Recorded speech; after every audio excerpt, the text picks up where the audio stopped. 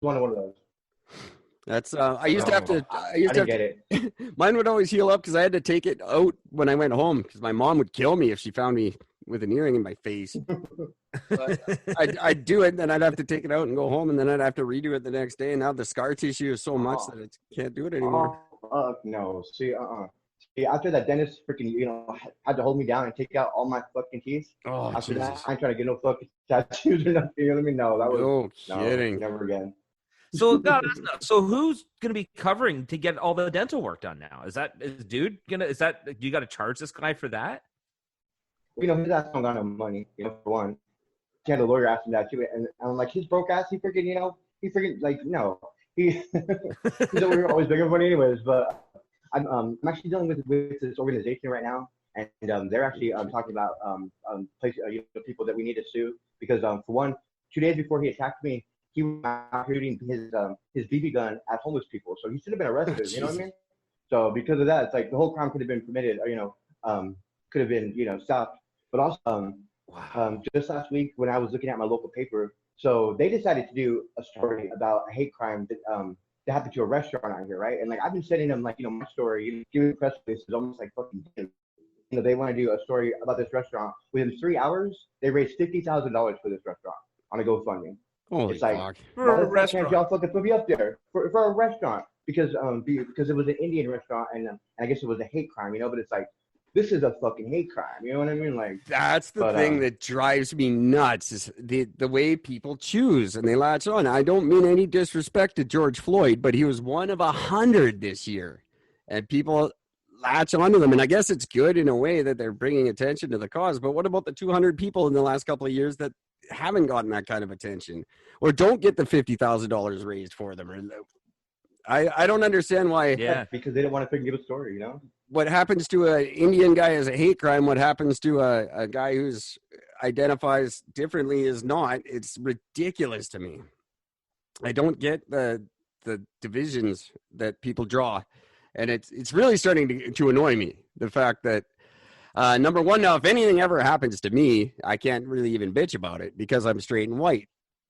Because you're a man, right? And I'm a very capable man. So because of that, someone told me that if this would have happened to a woman, they would have arrested that that motherfucker. That's exactly right. They would have broke down his door. But but then because it happens to a guy I guess I'm strong built, and of course I can talk like I'm capable. So I guess it's not that big of a deal. You know what I mean? But yeah, you're just not. I'm just saying. You know what? That's cool. You're not enough of a victim. Right. If you get a bit more. Yeah. Oh my God, that's just absurd. Right. So I vote for. I like Gord's policy. I think we should do that.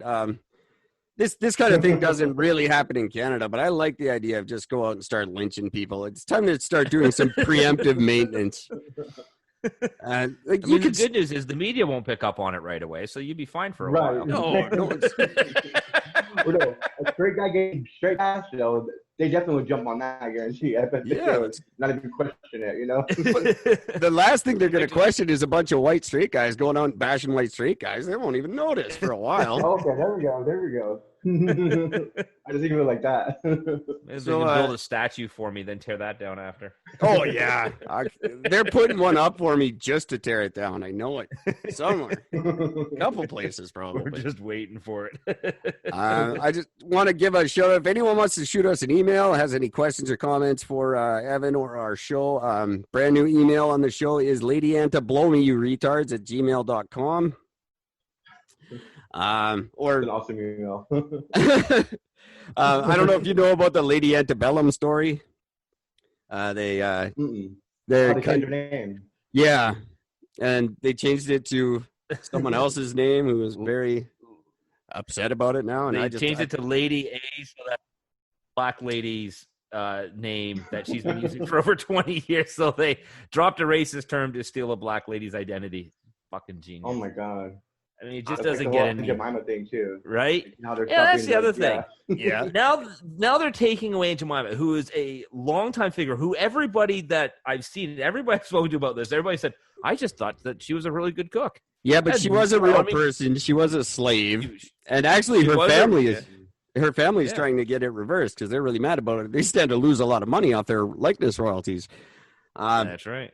I'm wondering now about things from our childhood, how far they're going to go with this. Because today I just realized I'm wearing a Super Mario shirt. And I realized Super Mario is horribly racist. Yep. He's like this Because horrible Italian yep. stereotype. We can't have him anymore.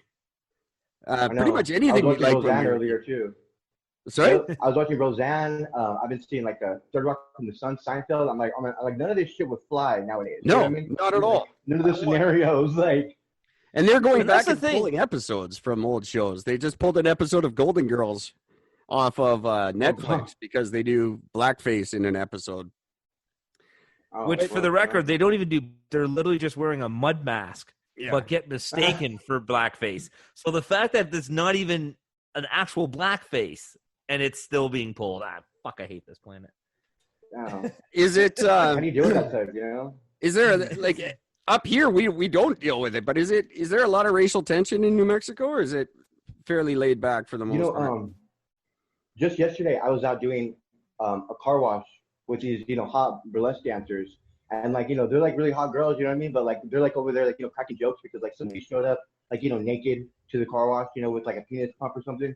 So, they're just like cracking jokes. And I'm just like, I know it's crazy, right? It's just like, probably shouldn't get involved because the whole Harvey Weinstein shit, I'm just like, how far can I really take it? You know what I mean? Or how much can I get involved with the conversation when it comes to that type of stuff? Because it's just like, I don't want to come out, as that creepy guy, you know what I mean? So I'm just like, I'm trying to. You have to just sort of say like, that's weird, and kind of walk away from the conversation. Right. Not getting involved.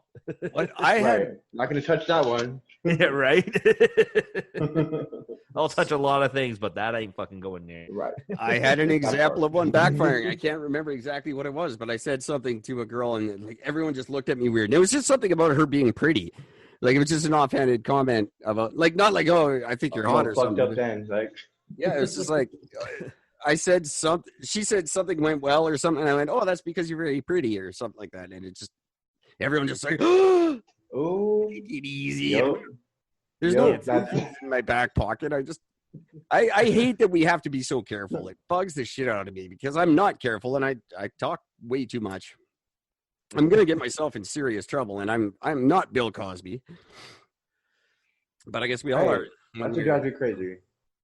Yeah, it drives me crazy too because it's like, lots of these people who want to be like all like, uptight about it in public. As soon as it's not in public, you're talking away, and it's like, what the fuck, you know what I mean? And then like, and then, like it's crazy because some of them like want you to talk that way too, and it's like, dude, I'm really not racist, in real life. You know what I mean? Like, even though you act like you're not, but then it's private when it's like, no, dude, that's not okay. Don't freaking say that shit. Don't freaking, it's like that's, I don't get it. It's true, but on the other hand, I don't want to hide some stereotypes that are true, but I don't want to have to shy away from them.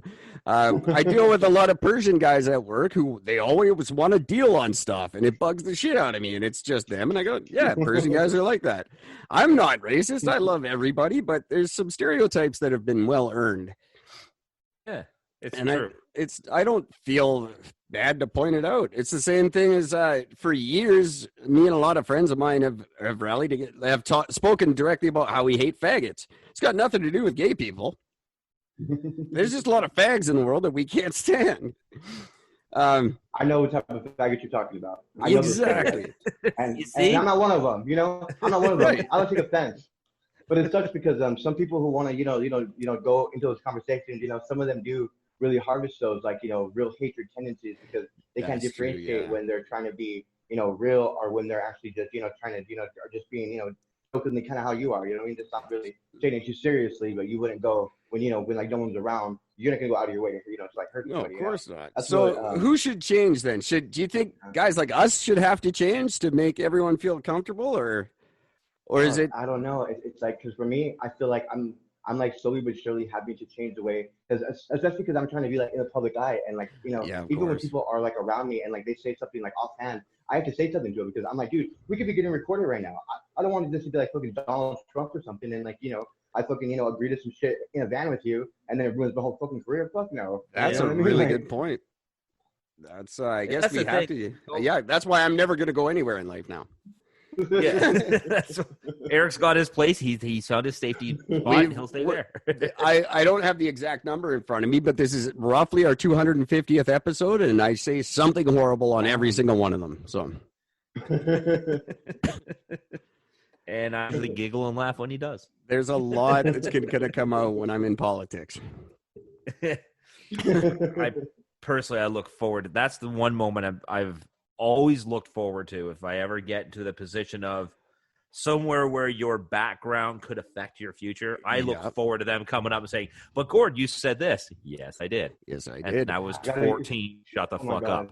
Well, there's a referendum. You guys. This is something that it's more of a. Oh, sorry. Go ahead.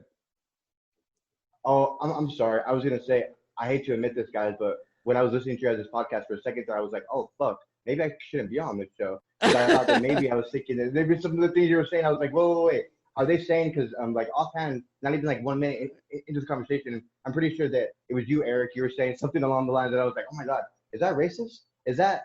Oh yeah. Is that too forward of thinking? You know what I mean? Just because how people would act, like, oh no, you're over here not freaking respecting yourself, and it's like, no, I listen to you guys more, and I'm just like, no, you guys are actually pretty solid in what I think is okay. I really appreciate that. As far as morals are concerned, I wish more people got it, because a lot of people do. A lot of people don't listen to enough to realize that. A lot of people just hear a little bit and judge us. So thank you for that very much. But I'll be honest, I was like, shit, maybe he shouldn't be on our show. maybe I'm gonna fuck this up somehow. I tend not to, but that's very cool of you to say that. I appreciate it, because I've been getting a lot of shit for this show lately. But the fact of the matter is, I think people have to smarten up. I say it on the show time and time again, people have to stop lying. And a big thing is, are you really upset about this? One, did you really pay attention to what we were saying? And two, if you didn't, are you really this upset, or are you just trying to make a scene? And 9 times out of 10, people are just trying to have a temper tantrum. It's the adult equivalent of a temper tantrum is, I'm going to protest you. I'm going to boycott you. Yeah. You don't really care. When you get into, like, when it comes to me and my friends, like, I'm always the most outspoken. I will usually say the most outlandish shit around my friends and whatnot. But when I say something, I'll have a friend react like, ooh, okay, now why'd you just say ooh? Are you actually by that? Are you bothered because you think somebody else might be bothered by it? Because where's your ooh coming from? Well, no, I still find it funny. Well, then shut the fuck up with the oohs then. Yeah, don't be upset about something. There's so much going on in the world we could actually be upset about. Let's go kill pedophiles. Let's go kill homophobes. Let's not worry about this little bullshit that no one actually cares about.